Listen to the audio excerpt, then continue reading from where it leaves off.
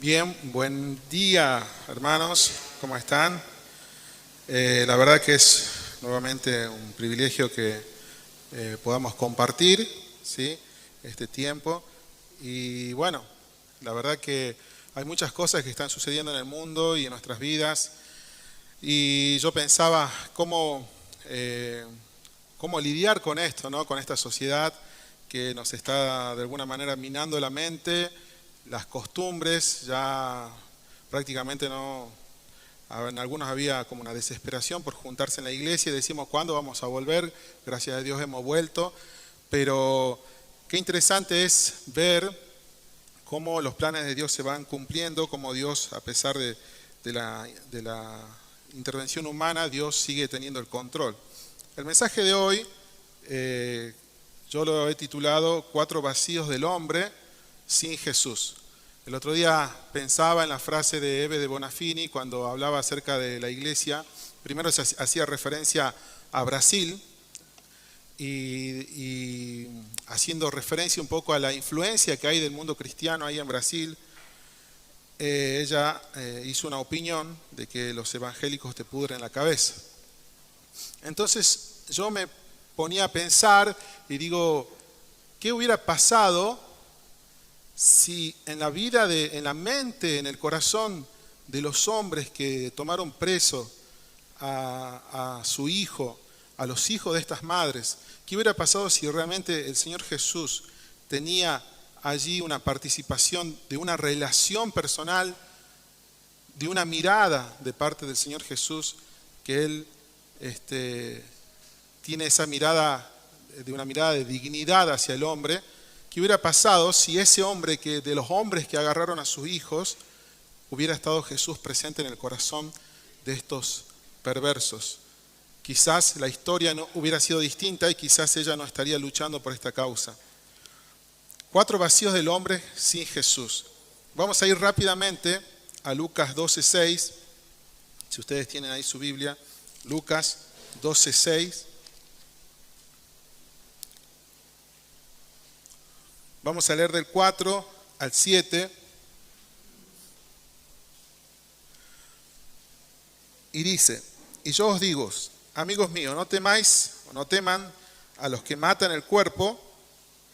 Recordemos que el pueblo de Israel acá estaba sometido al imperio romano y había habido muchos imperios que ya habían pasado, y el sometimiento, la crueldad, el castigo, todo esto generaba un contexto en ellos. Entonces, en ese contexto, Jesús les habla y le dice, no teman a los que matan el cuerpo. Y después de esto no tienen más nada que pueden hacer. Pero yo mostraré a quien deben temer.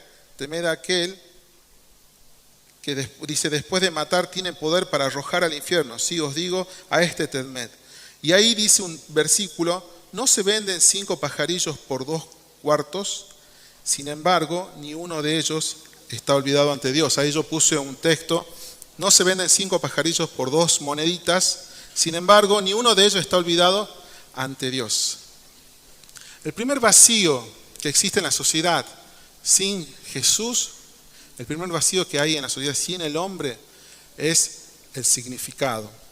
¿Qué siente una persona cuando es tratado como un esclavo? ¿Qué siente una persona cuando es tratada como una cosa? ¿Qué sentía el pueblo de Israel cuando eran tratados como manada, como animales, cuando eran esclavizados?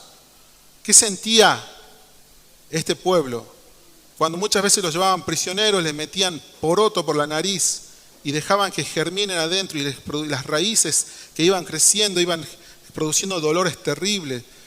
¿Qué se siente cuando un hombre es sometido a humillación? ¿Se siente persona? ¿Se siente digno? ¿Qué sentían los negros en países donde han sido tratados como esclavos, como cosas? ¿Qué sentían estas personas en el Imperio Romano cuando estos esclavos no tenían derecho de nada? No tenían propiedades, no tenían derecho a tener una voz en un tribunal, no tenían absolutamente nada. ¿Qué sentían las mujeres cuando su voz no era tenida en cuenta por los jueces?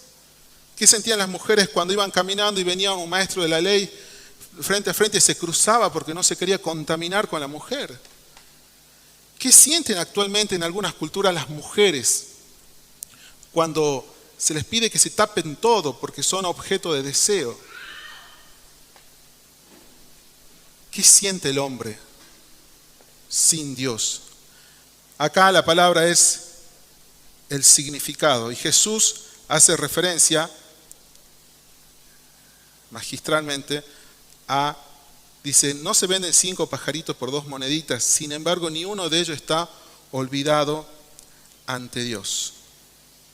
En Mateo 10:28 va a decir algo mucho más profundo, porque es lo mismo, el mismo contexto, nada más que palabras mucho más que aparecen acá en Mateo. Mateo 10:28 al 31. Dice, no teman al cuerpo, ¿sí? Todo esto que se viene diciendo. El 29 dice, no se venden 2 pajarillos por un cuarto, sin embargo ni uno de ellos caerá a tierra sin permitirlo vuestro Padre. Hasta los cabellos de tu cabeza o de vuestra cabeza están todos contados. Así que no teman, ustedes valen mucho más que los pajaritos. Les está diciendo, no sientan que su vida no vale para nada, no significa nada, que su vida no tiene valor. ¿A quién le importa mi vida? En la siguiente imagen hay un libro que se llama La casa de la calle Garibaldi, yo ya lo había mencionado en alguna ocasión. Ustedes fíjense que este autor, que es Gizer Harel, no sé cómo se pronuncia, lo leo así nada más, él es parte de la inteligencia judía, pero en el tiempo en que estaba esta guerra entre Alemania y querían exterminar el pueblo judío, Gizer es tomado por esclavo, o es tomado como prisionero, y este hombre, Adolf Eichmann, un criminal de guerra, acá lo tengo en la referencia, austríaco-alemán, de alto rango en el régimen nazi, ¿sí? Era de alto rango, uno de los principales, en presencia de Gizer, agarra un arma y le pega un disparo en la cabeza a un nene de 8 años, familiar de este hombre judío. Y sucede que después sigue la guerra, sigue todo esto, y bueno, muchos se escapan a distintos países, muchos líderes nazis, porque iban a ser enjuiciados por esta tortura, por este asesinato masivo. Y Gizer Harel, junto con un grupo de inteligencia, encuentran un dato de que Adolf Eichmann estaba viviendo en la Argentina, ¿sí? Más precisamente en la calle Garibaldi. Por eso el título se llama La casa de la calle Garibaldi. Empiezan a hacer una especie de guardia, empezaban a ver sus movimientos, y se dan cuenta que la rutina diaria de este hombre, de Adolf Eichmann, era que todos los días que llegaba aparecía un niño rubio, pequeño, de unos 8 años, y lo abrazaba y besaba a su padre, y el padre lo abrazaba y lo mimoseaba. Y así diariamente. Hasta que un día, mientras él estaba llegando a la casa, le tocan el hombro y le dicen, disculpe señor, se da vuelta a Adolf y lo secuestran y lo llevan en el auto. Y cuando iban en el auto, temblaba la mano de Gizer Harel. Claro, en un momento era un gran dictador que mataba a placer, y en otro momento está ahí frente a él un hombre ya anciano, viejito, y temblaba sus manos porque era el miedo, ¿no? Hasta que no se aguantó, y la pregunta que surgió entre él y todos es, ¿por qué? ¿Cómo puede un hombre acariciar a un niño de 8 años, mimarlo, tocarlo, darle valor al punto de un amor impresionante, y al mismo momento, en un contraste, a través del tiempo, matar sin piedad a otro niño de la misma edad? ¿Por qué? ¿Cómo es posible? Entonces Adolf Eichmann dijo, es que mi hijo no era judío. Mi hijo no era judío. Teníamos que encontrar la solución final. Y eso es lo que sucede. Que ese niño ante los ojos de Adolf Eichmann no tenía ningún tipo de significado, ningún tipo de valor. ¿Qué es lo que sentimos nosotros sin Jesús? Como le decía Eve de Bonafini, dijo, lo evangélico te pudre en la cabeza. Y mi respuesta a ella sería, si Jesús hubiera estado en el corazón de quienes secuestraron a su hijo, ellos le habrían dado el valor de la dignidad. Ellos habrían sabido que su hijo llora, tiene miedo, tiene sueños, tiene proyectos, busca a su mamá, la quiere, la abraza, la mima. Su hijo estaría vivo. En la siguiente diapositiva voy a poner justamente esto. ¿Qué importancia tiene para un hombre extrañar, querer amor, querer abrazar? Y dice este hombre, y ustedes me van a decir quién es, dice, el tema es que se me fueron mis 2 viejitos. Ese es el único problema que tengo. Después, lo que me robaron, lo que me sacaron, lo que me siguen sacando, no me importa. Daría todo lo que tengo hoy para que mi vieja se aparezca por esa puerta. ¿Quién dijo esto? ¿Saben quién dijo o no? Diego Maradona, en su última entrevista. Es que podés ser el campeón del mundo, podés tener todo el dinero, al punto de que los que están alrededor tuyo te roban, te sacan, te quitan, te usan. Pero este hombre decía, daría todo por ver a mi vieja entrar por esa puerta. Porque en definitiva, el significado se resume en las relaciones. O morirse solo, sin nadie en la vida, agonizando, o estar con el que te ama, sentir el amor de un padre, el amor de un hijo. ¿Se han dado cuenta que no se habla mucho de esto? ¿Se han dado cuenta el nivel de suicidio que hay actualmente en el mundo? La drogadicción, el alcohol, la pérdida del significado en la vida, porque yo siento que no valgo nada, que mi vida no tiene valor para nada, que mi vida no sirve. Tu vida tiene valor. A los ojos de Dios vales mucho. A los ojos de Dios tenés un gran valor. No como a los ojos de este mundo. A los ojos de este mundo sin Dios es como la imagen de Francis Schaeffer que dice, recuerdo a menudo 2 hombres, cada uno vive en una isla distinta y cada uno tiene sus propias reglas, sus propias normas.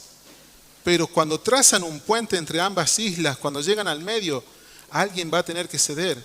Alguien pisoteará al otro. Alguno le dará valor a la vida del otro. ¿Y de qué depende? Depende de la persona de Jesús. Porque cuando ese hombre quiera matar al otro, Jesús estará en medio y no lo permitirá. Porque le dará valor a la vida. Si hay odio, Dios es amor. Si hay muerte, Dios es vida. ¿Por qué hay tanta pérdida de significado? ¿Por qué hay tanta pérdida de valores? Tardo un poquito porque se me bloquea el celular y estoy ahí. Bueno, vamos a ir al segundo punto. Entonces el primero es significado. ¿Vale tu vida? ¿Vales la pena? ¿Vales algo? Valemos para Dios. Nuestros cabellos están contados delante de Dios.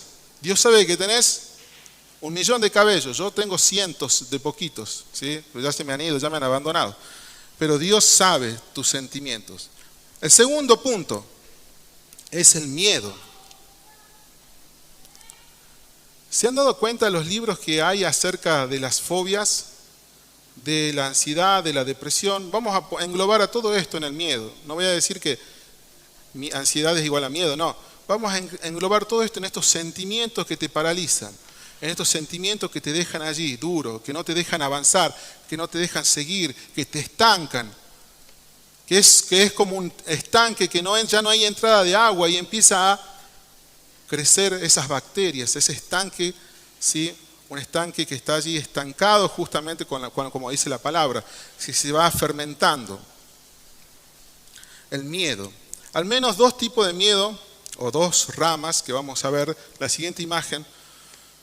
Uno, de aquello que no se ve, lo que no se puede controlar. Cuando vos vas por la oscuridad de noche y no tenés una linterna, te agarra miedo porque no podés saber por dónde caminás. No podés controlar tu dirección, no podés saber con qué te vas a golpear. Ayer mi mamá me llamó diciendo me caí porque no veo nada, porque empezó a ver menos del ojo que le quedaba sano. Entonces se golpeó, se cayó. Y esa sensación de no ver te genera miedo, lo que no podés controlar.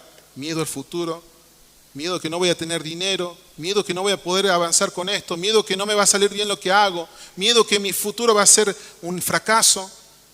Y el otro que está allá, la imagen que está allá, miedo de aquellas cosas que nos acechan, de lo que se nos impuso, de lo que a veces la religión, el legalismo te somete al castigo, a que te va a pasar algo malo.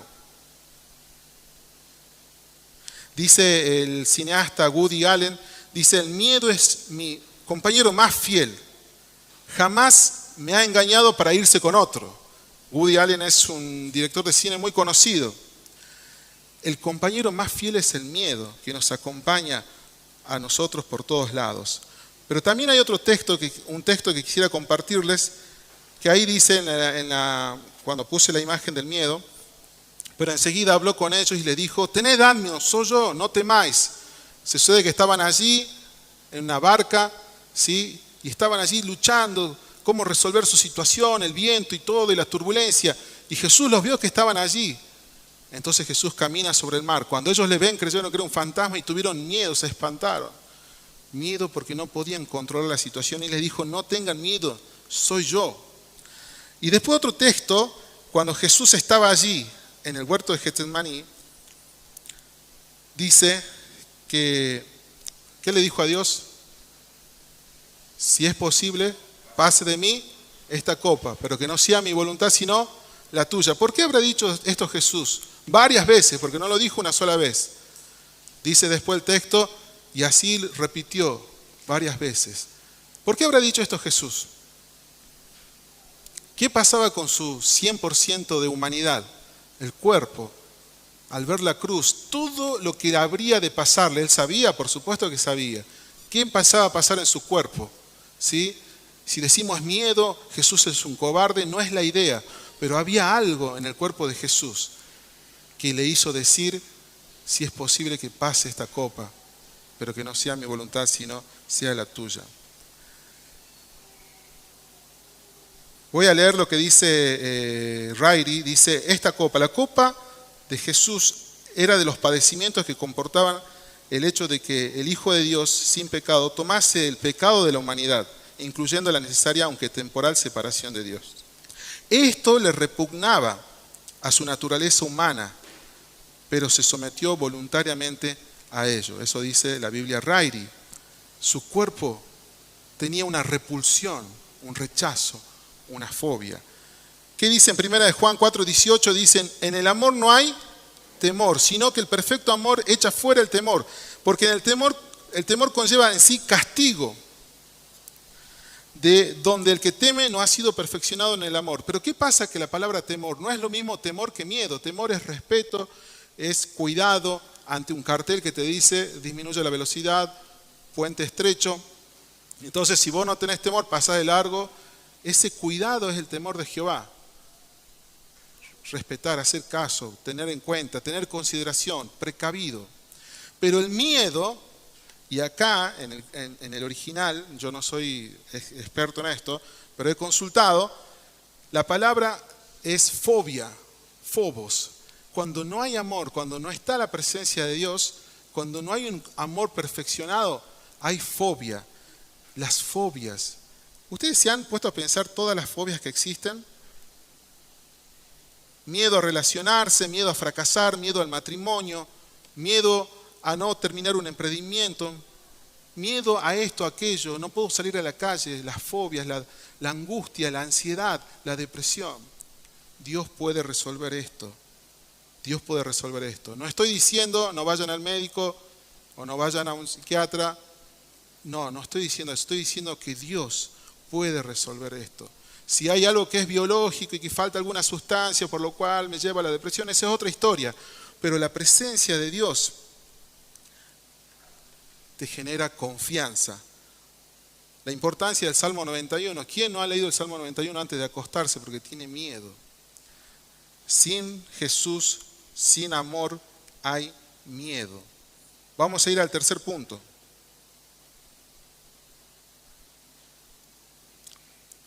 Sin Jesús, si Jesús no está, lo primero que surge es la culpa. Mientras Judas estaba con Jesús, todo estaba bien. Pero llega un momento que Jesús ya tiene que poner un límite y le dice a Judas, mira, hasta acá. No le dijo esa palabra, pero la expresión es, lo que vas a hacer, hacelo pronto. Y le pegó el flete, de alguna manera. No sé con qué tono de voz le habrá dicho, pero Judas sobreentendió y se fue. Hasta ahí llegó. Cuando no estuvo Jesús en la vida de Judas, al lado de Judas, él comenzó a tener este comportamiento. Dice, entonces Judas, el que le había entregado, viendo que Jesús había sido condenado, sintió ¿qué dice? Remordimiento, sintió culpa. Judas comenzó a sentir culpa. Vos fijate que la culpa es algo que no han podido resolver. Por eso es que hay tantos libros, tanto como los miedos, las fobias que se hablan, y están todos los psiquiatras, los psicólogos, y hacen libros y libros y libros y libros, que se hacen comercio, pero también como que se busca en serio resolver esto. También con la culpa, hay psicólogos que se han suicidado sin poder resolver la culpa. Vos fijate que algo que era como una hormiga, como una espina en el zapato, para Hitler era la culpa.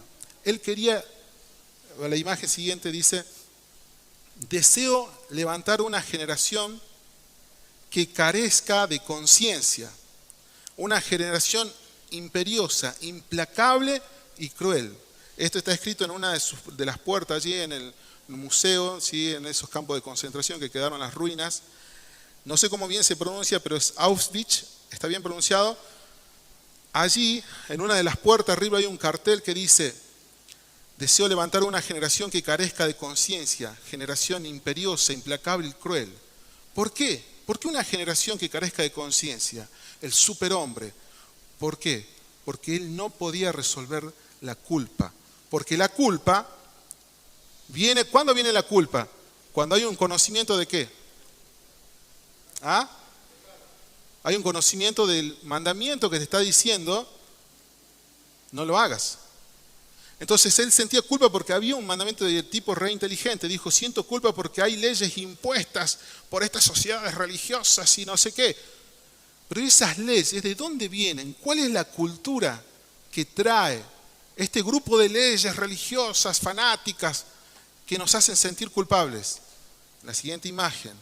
El pueblo hebreo nos trajo la ley moral. A través de su ley nos dimos cuenta de que nuestros actos están desviados. No es la ley quien nos fabrica a nosotros el pecado dentro, sino nuestros pecados son revelados en la luz de la ley. ¿Se entiende la diferencia? No es que porque apareció el mandato ya hay un pecado fabricado, sino que mi pecado es revelado en la luz de la ley. Entonces Hitler, ¿por qué quería destruir el pueblo judío más allá de los problemas económicos, políticos y todos sus pensamientos, que hay libros y libros? ¿Pero por qué quería destruir? Porque de allí emanaba la ley hebrea. Si él lograba sacar al pueblo judío, entonces no había base para una sociedad que tenga principios morales. Porque la moralidad depende de Dios. Si Dios es bueno, entonces en contraste ahí está lo malo. Si Dios es verdad, entonces hay mentira. Si Dios es amor, entonces hay odio. Si Dios es vida, entonces lo contrario es muerte. Entonces Dios como naturaleza determina lo que es bueno y lo que es malo. Yo, si estoy mintiendo, estoy errando a su naturaleza porque Él es verdad. Si estoy matando, estoy errando a su naturaleza porque Él es vida. Y es allí la respuesta para la señora Eve de Bonafini. Si Dios hubiera estado en el corazón de quienes llevaron presos a su hijo y lo hicieron desaparecer, no habrían hecho lo que hicieron, porque Dios es la norma. Dios le da significado. Dios le da vida a las personas. La dignidad humana. Sin embargo, Hitler que tenía un plan. Vamos a ver por lo menos 4 tipos de culpas. Así la voy a leer, ¿sí? Rapidito. Hay una culpa que es la que no se reconoce, la pérdida de lo moral. Por ejemplo, una persona que dice yo no creo en nada y no tiene punto de base moral, ¿sí? No hay nada malo ni bueno. Entonces esta persona no la reconoce, pero la siente. No sabe por qué, qué pasa. No puede despegarse de la culpa. Intenta por 1000 medios. Ataca al patriarcado, ataca a la organización religiosa, ataca al pueblo judío como Hitler. Se quiere deshacer de la culpa y no puede. En segundo lugar, está la culpa, la que se siente cuando no se ha hecho nada mal. Que ahí Lionel puede darle una cátedra de eso, ¿sí? Que esa es la falsa culpa. Esa culpa que se siente cuando no ha hecho nada malo. Entonces quizá vamos a hablar de la crianza, cómo te sometían cuando eras chico, cómo te hacían sentir culpable, que creciste con un trauma y bla, bla, bla, que ya es otro camino. Pero esa es una culpa. La culpa, en tercer lugar, la que se siente cuando es revelada por la luz de su palabra. No es que la Biblia fabrica una culpa y dice, a partir de ahora sos culpable. No, yo ya era culpable. Lo que sucede es que fue una linterna que fue pasando y vio mi corazón y reveló algo que ya estaba antes que sucediera esa luz en mi corazón. Y la cuarta es la que se siente cuando Jesús la pagó completamente. Muchas veces somos cristianos y aún a pesar de que Jesús pagó nuestras culpas, no nos perdonamos a nosotros mismos. Y nos maldecimos y nos despreciamos y nos decimos cosas horribles y no nos perdonamos. Y maldecimos lo que Dios ha bendecido. Y yo le hago una pregunta, ¿se puede maldecir lo que Dios ha bendecido? ¿Qué le dijo Dios a Balaam? No puedes maldecir lo que yo he bendecido. Pero nosotros no tomamos esa postura de maldecirnos, de sentirnos culpables, a pesar de que Jesús pagó nuestra culpa. A pesar de eso. Les voy a contar dos pequeñas historias antes de pasar al punto final. Una historia es en Guacalera, creo que yo ya lo conté acá, lo vuelvo a contar. Un nene de Guacalera, allá al norte, hicimos un campamento, había un niño ahí, hablábamos del perdón. Y vos fijate que este nenito, después que salimos, muchos chicos, se pusieron a llorar porque tenían que perdonar y todo esto. Y había un nene que lloraba demasiado, se descomponía. Yo digo, no, si no me acerco se descompone. Me acerqué y empecé a hablar, primero los calmé, tenía 10 años este nene, 10 años. Entonces le digo, ¿por qué estás llorando? Porque yo lo odio a mi papá. ¿Y por qué lo odias a tu papá? Porque mi papá le pegaba a mi mamá. Ajá, ¿y qué pasó? No, él le pegaba y a veces le pegaba con el machete. Pero le cortaba a tu mamá, le digo, no. Él con la parte esa plana del machete le pegaba a mi mamá. Y yo me tiraba encima a mi mamá para que no le pegue a ella. Y vos veías la cara del nene, era una cara furiosa, con esta parte fruncida, con esta parte de la nariz, de las alas de la nariz contraídas. Y era un odio allí, hablando de su padre. Entonces yo un día fui, cuando me estaba pegando a mí, mi papá me agarró, me revolvió contra la pared y yo salí corriendo, dice, y fui a avisar a la policía y se lo llevaron preso. Y está preso hace 1 año. Por eso yo lo odio a mi papá. Entonces yo le dije, ¿vos lo odias a tu papá? Sí, lo odio. Segunda pregunta, ¿en serio lo odias a tu papá? Yo lo odio a mi papá. ¿En serio lo odias a tu papá? Y se le empezaron a empañar los ojos. Y entró un grito y parecían que 2 grifos se abrieron acá y las lágrimas le chorreaban. Y me abrazó. Yo lo extraño a mi papá. Pero hizo tanto daño a mi mamá que a veces lo odio a mi papá. ¿Cómo encontrar el perdón a la culpa? ¿Cómo encontrar la reconciliación que necesitamos con nuestros seres amados, con nosotros mismos? Cuando no está Jesús, hay odio, hay culpa. Y eso es lo que divide la sociedad, eso es lo que nos está dividiendo, la gran grieta. Ahora los celestes odian a los verdes y yo me considero en uno de ellos. Dije, no, mi lucha no es contra sangre y carne, sino contra principados y potestades de las huestes celestes. No los voy a odiar, los voy a amar. Los tengo que amar. Habían 2 nenes en la India, hermanitos, y uno tenía una caja así de un vidrio de bolillas, de canicas, bolillas le decimos acá, y una nena, una bolsa llena de caramelos, y una bolsa llena de bolillas o canicas. Entonces él queriendo los caramelos, le dice a su hermanita, dice, yo te doy todas mis canicas o todas mis bolillas si vos me das todos tus caramelos. Y ella lo piensa, medita y mira y le veía preciosas con distintos colores esas canicas así gigantes que eran brillantes y ella dice, bueno, acepto.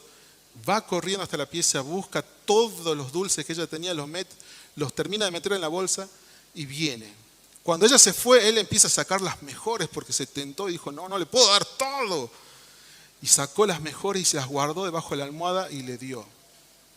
Hicieron el intercambio. Ella se fue con las canicas feliz, durmió hermosamente con una sonrisa abrazada de esa bolsa de canicas. Pero él no podía pegar un ojo. En medio de la oscuridad sus ojos estaban así. Y su pregunta que le atormentaba era esta: ¿me habrá dado ella todos sus dulces? Porque eso hace la culpa. La culpa no te deja vivir. Sin Jesús no podrás resolver la culpa. Sin embargo, 2 Corintios 5, 21 dice, al que no conoció pecado, Dios lo hizo pecado, ¿sí?, para que nosotros fuéramos justificados. Él tomó el pecado tuyo, la culpa tuya, para que vos estés limpio, así que no te maldigas más. Último lugar, y ya terminamos con esto, es el destino. Si Jesús no está, no hay destino, no hay esperanza. Y un ladrón que estaba colgado a la par de Jesús le decía, acuérdate de mí cuando vengas en tu reino. Entonces él le dijo, en verdad te digo, hoy estarás conmigo en el paraíso.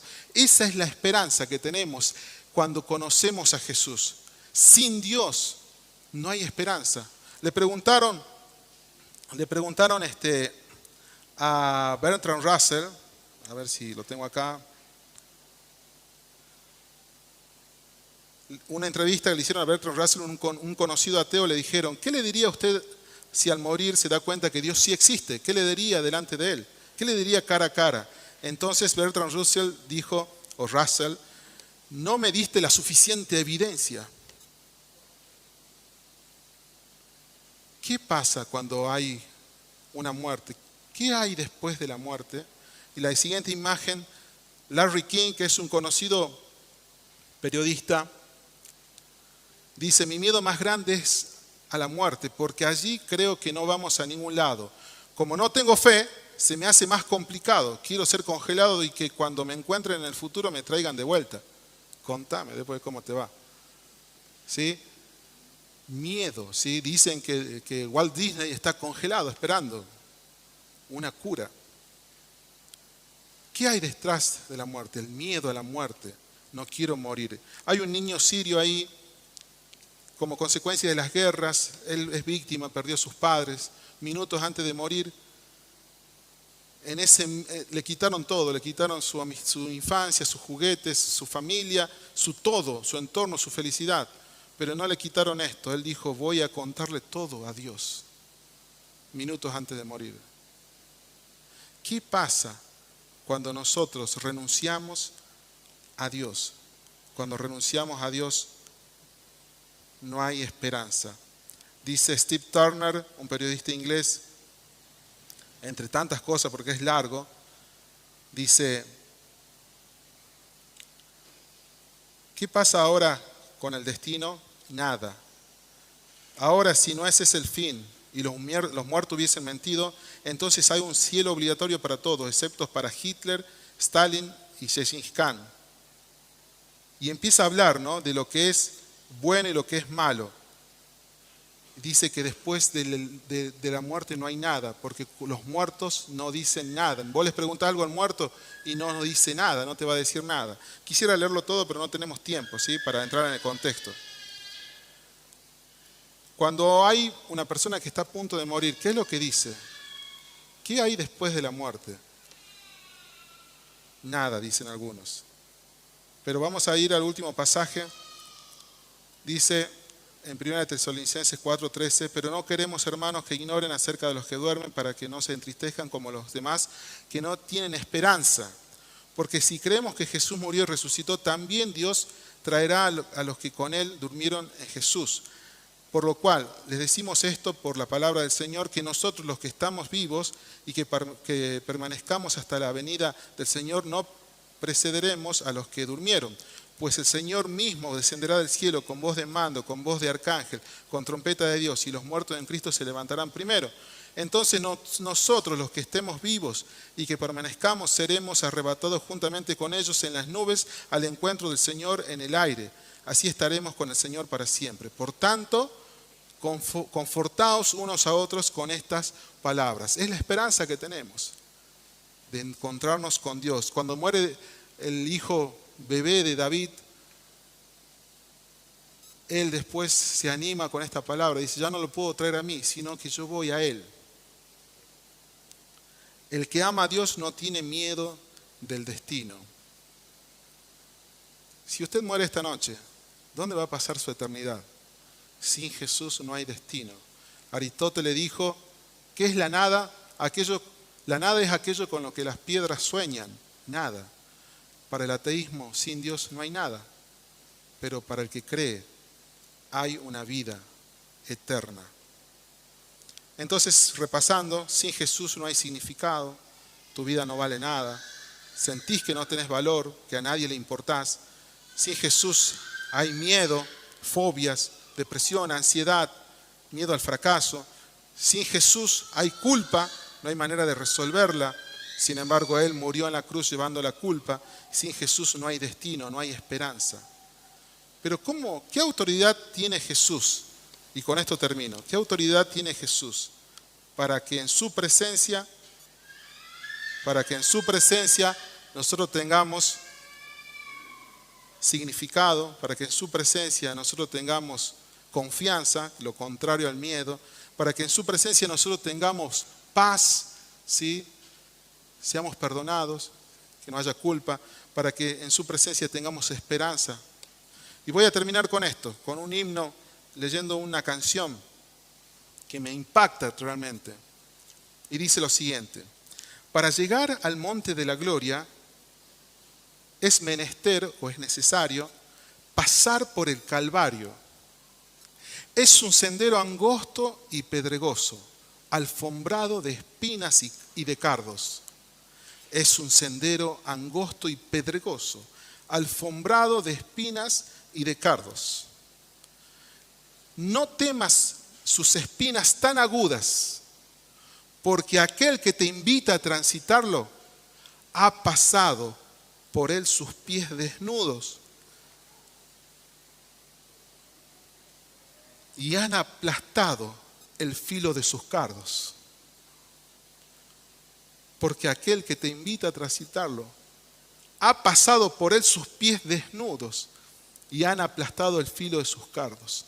No temas transitar el camino del Señor, porque ese camino pedregoso, alfombrado de espinas y de cardos, ahora es un camino liso, porque aquel que te invita a transitarlo ha pasado por él sus pies desnudos y han aplastado el filo de sus cargos. Transitemos la vida del Señor Jesús. Con Jesús mi vida vale la pena, soy amado. Con Jesús tengo confianza, no hay miedo. Con Jesús me siento limpio, puro, como el sumo sacerdote Josué, que fue vestido con vestiduras blancas y Dios le dice, mira que he quitado de ti tus ropas inmundas y te hice vestir de gala. Me siento limpio. Con Jesús sé que voy a morir. Cerraré mis ojos en la tierra y los abriré en el cielo. Vamos a orar. Gracias, Padre, por este tiempo. Gracias por tu amor, por tu misericordia. Gracias por todo lo que nos has dado en estos meses, Señor, tan complicados, tan duros. Gracias por esta iglesia tan hermosa, Señor, que nos forma, que nos ayuda a tener esperanza de una familia, de una vida contigo, Señor. Gracias por todo lo que nos das. Bendice a todos los que están escuchando, quizás por internet, este mensaje, y a todos los que estamos aquí reunidos. En el nombre de Jesús. Amén.